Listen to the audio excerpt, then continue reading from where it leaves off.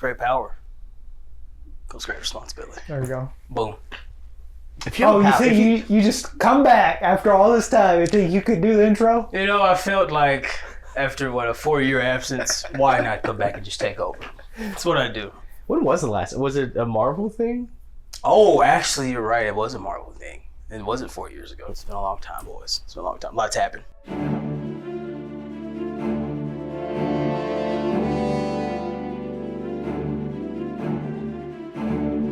We're going to settle the debate of who's the best Spider-Man.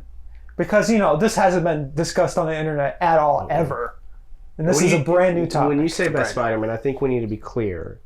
We're not talking like Miguel's not in this. Is Miguel in conversation? We've not seen that movie yet. Is it?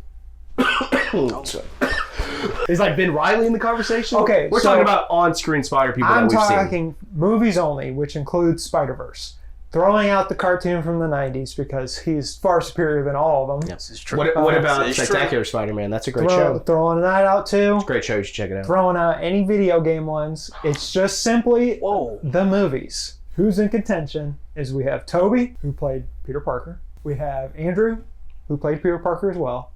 We have Tom Holland, who played Peter Parker as well. And then we have Miles Morales. And so those are our 4 contenders. What about other Spider people that we know?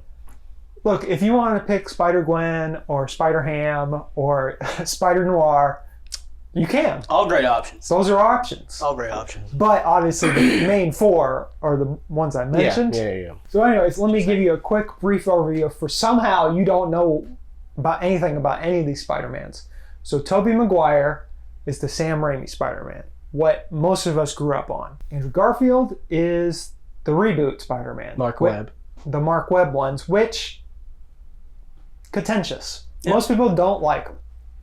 They did too much in Spider-Man, Amazing Spider-Man 2. But. And then you get Tom Holland, the MCU/Sonyverse Spider-Man, and then obviously Miles is the cartoon one. Yeah, you have your thoughts. You have your truth. Please speak your truth. It's Tobey, ladies and gentlemen. It's Tobey.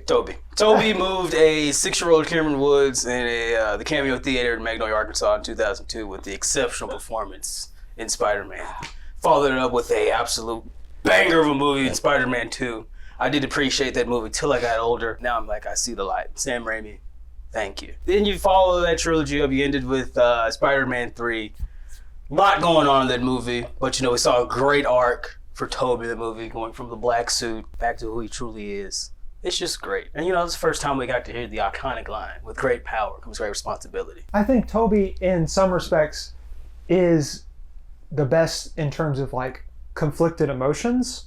He's very good at, figuring out I don't know how I feel about the situation, the Peter Parker of it all.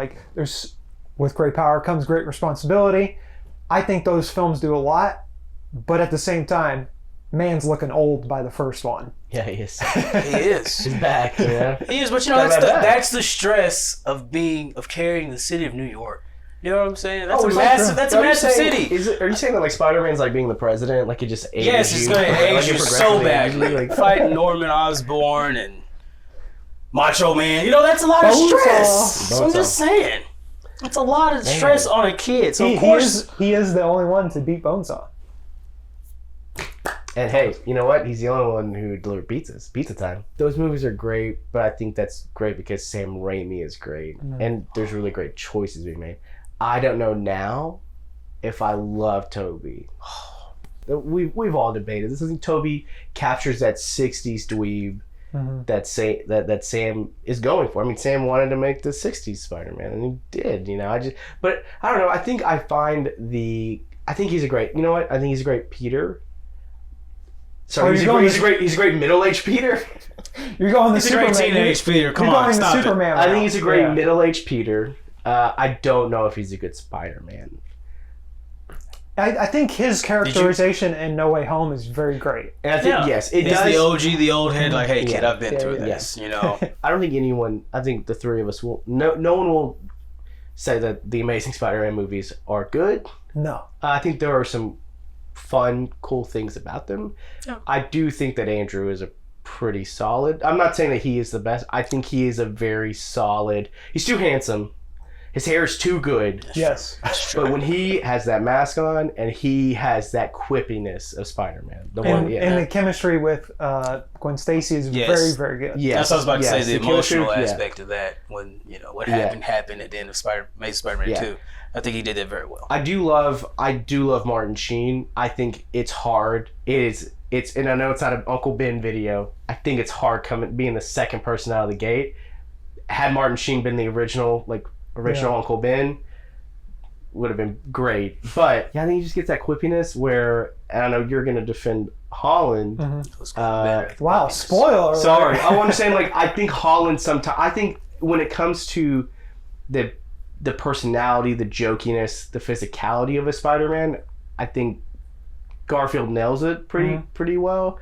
Where Holland is much like, oh no, what am I doing? It's like everything is going wrong. Mr. Stark. Yeah, everything's going wrong, and Tom's like, what am I doing? And he's like, hey, come back here. And it feels more like like he's just nervous about everything. Yeah. Where like Andrew is clearly I'm quote unquote a nerd, and I can't talk to anybody. But when I put on this mask, I'm a whole other person. I don't care what I say to anyone. I think the Garfield criticisms for Spider-Man come not from him, come from the movies themselves. Yes. Because he gets the lower tier supervillains, even though I think Jamie Foxx Electro is really great. Electro was amazing. Don't do that. But he gets the lower tier villains who are not the big guys.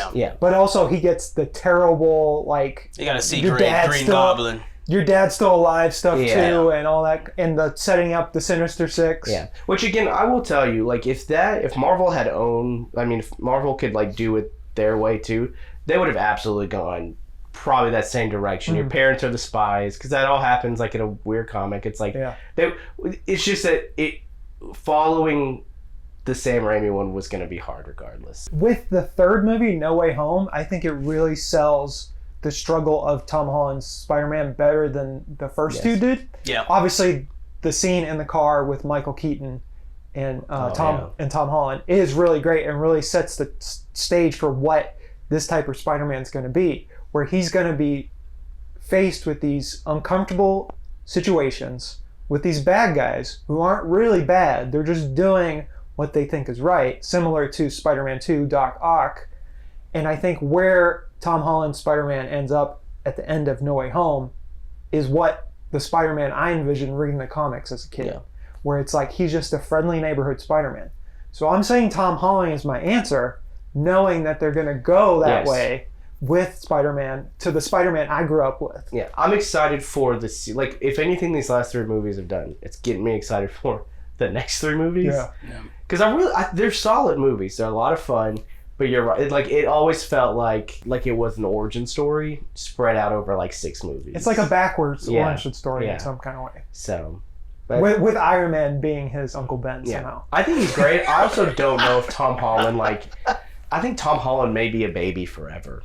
So he says, "I'll play Spider-Man forever." I'm like, yeah, but you trying to be buying a house and still looking like you're 15 years old is cause issues. Now, before we end this video, I want us to defend Miles. I was going to do that. While we're not picking him. No. He's going to rise as they continue the Spider-Verse movies. And Shout out to Harlem. Yeah.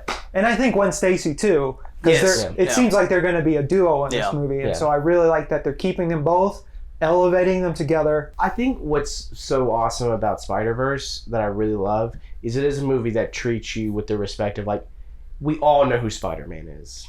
We all know. I don't care if you haven't seen a movie. You know an Uncle Ben. You know an Aunt May. You know Peter Parker. Here you know MJ. There you go.